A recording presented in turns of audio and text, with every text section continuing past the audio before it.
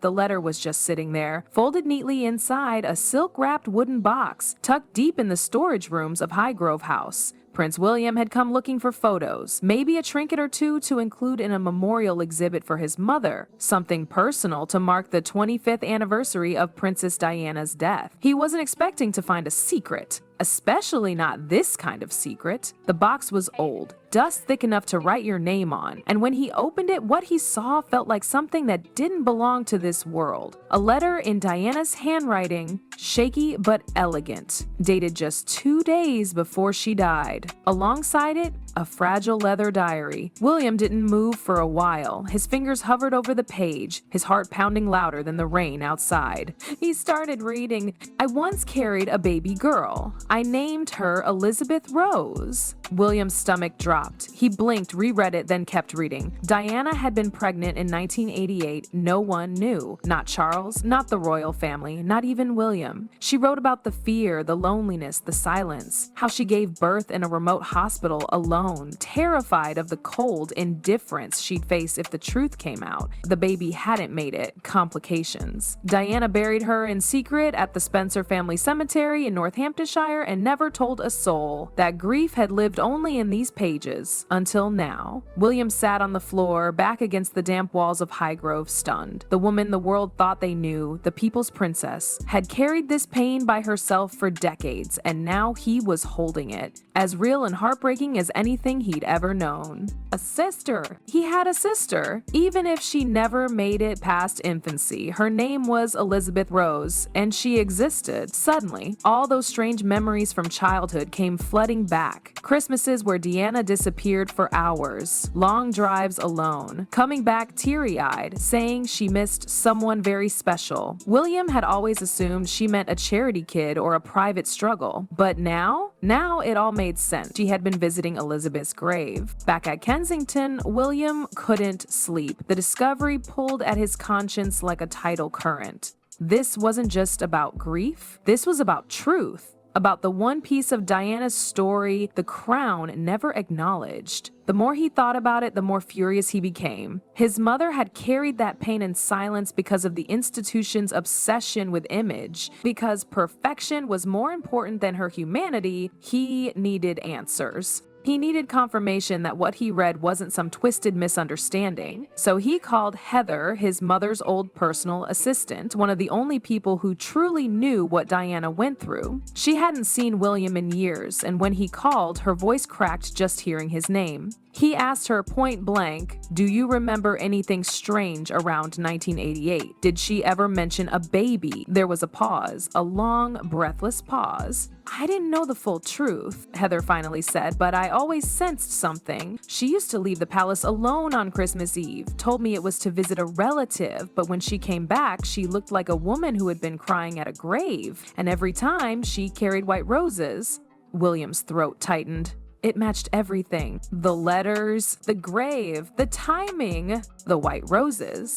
Diana's silent cry for her daughter, buried under snow and secrecy. He knew then this wasn't some fleeting, personal tragedy. It was a ticking truth, long buried, that could blow open everything the monarchy had built. And he wasn't going to let it stay buried any longer. The drive to Northamptonshire was silent except for the rumble of the tires and the occasional gust of wind. William didn't take the usual route with his security detail. He wanted to be alone, just him, his thoughts, and the letter. It sat on the passenger seat beside him like it weighed 100 pounds. Every time his eyes glanced toward it, the words echoed in his head. Elizabeth Rose was born in silence and returned to the earth in silence. Althorpe House looked exactly as he remembered, regal, timeless, but the western edge of the cemetery, where the grass grew wild and no paths were laid, felt like another universe. It wasn't on any of the official maps. He climbed through the brush, heart pounding like a drum, until he saw it, a weather-worn gravestone, small and quiet. The engraving was simple.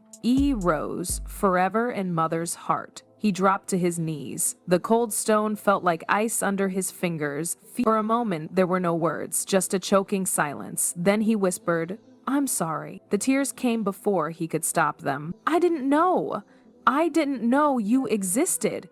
but I do now, and I promise I will not let the world forget you." The next stop was Buckingham Palace. William stormed in with a fire in his chest and the letter in his hand. He asked to see his father. The palace staff, confused by the urgency in his tone, scrambled to locate Charles, but he wasn't there. On a short tour, they said. Of course. Instead, William waited. Word spread fast inside those walls. Camilla heard about it almost immediately. Her aide, Eleanor, rushed in with tight whispers. "He's here. He brought something with him. Something serious." Camilla's eyes narrowed. She didn't need to ask what. Her gut told her exactly what had surfaced. She'd always known Diana carried secrets, but this was dangerous. She acted fast, quietly. Orders were whispered down the chain. Find out what was in that letter, find out who William spoke to, get to Highgrove, get to Kensington, make sure nothing spreads. Her voice stayed calm, but her grip on the window frame turned her knuckles white. She wasn't going to let this ghost of Diana take down everything she'd built. That night, when Charles finally returned, William was still waiting. The letter lay open on the polished oak table in his father's study. Photos of the grave sat beside it. Charles walked in and the room tensed like a wire pulled too tight. "You knew, didn't you?" William asked, eyes locked on him. Charles looked at the letter, then at his son. He said nothing at first, then finally a whisper. "No." William didn't believe him. Not entirely. "She wrote this days before she died. She was suffering alone. You were her husband. How could you not have known?" Charles sat down heavily, taking off his glasses. He looked old, fragile in a way William had never seen. "I knew she was haunted," he said quietly, "but I thought it was the press, the pressure, the loneliness of that life. I never imagined—" "She had a daughter," William interrupted, "my sister. She gave birth in secret, buried her in secret, and cried for her every Christmas. Alone." Charles's hands trembled as he folded the letter back up. "The crown doesn't leave much room for grief," he murmured. "Well," William said, standing tall, voice low and certain, "it's about to." Kensington Palace buzzed with quiet panic. Camilla's team had intercepted just enough to know the situation was spiraling. William had spoken to his father's face, held physical proof, and worst of all, hadn't tried to keep any of it quiet. He was planning something. That much was clear. She called for an emergency meeting in the palace's underground chamber, a rarely used wartime-style room now lit with flickering fluorescents and lined with thick stone walls. Camilla stood at the head of the long table, flanked by royal legal advisors, PR handlers, and a few friendly media contacts she trusted more than blood. "If this gets out," she said, her voice cold and measured, "we don't just lose face. We risk a narrative that makes Diana a martyr again. I become the villain. The monarchy loses its grip." An older PR strategist cleared his throat, nervous.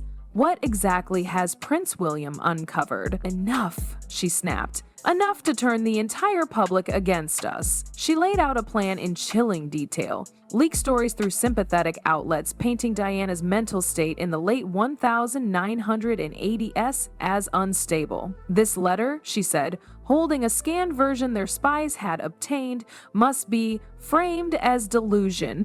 A woman overwhelmed, perhaps imagining a child that never existed. We'll cite psychological experts, question her memory, the timeline, everything," she continued, eyes hard. "We released a statement from the palace denying all knowledge, urging for privacy, and dismissing this as a tragic misunderstanding." "But what if William goes public?" a younger aide asked. Camilla's jaw clenched. "Then we bury him in counter-narratives." But William was already moving. He'd contacted Mrs. Mildred, the cemetery caretaker who'd witnessed Diana bury her daughter in 1988. She hadn't spoken of it in decades, but hearing William's voice, filled with pain and purpose, awakened something in her. "I saw her," she told him, "wrapped the baby in silk, kissed her forehead, and dug the grave herself. In the snow," she whispered, "Rest now, my daughter, even if the world never knows you. I remember every word." William gathered evidence, contacted independent lawyers for protection, and reached out to Thomas Hargrove, a journalist with a long history of challenging the monarchy. He gave him the broad outlines, no full documents yet, but enough to prepare the public for a storm. Then, without alerting the palace, William announced a press conference to be held in the courtyard of Kensington, where his mother had once walked alone. That morning, the world watched. Cameras from every network pointed toward a modest podium.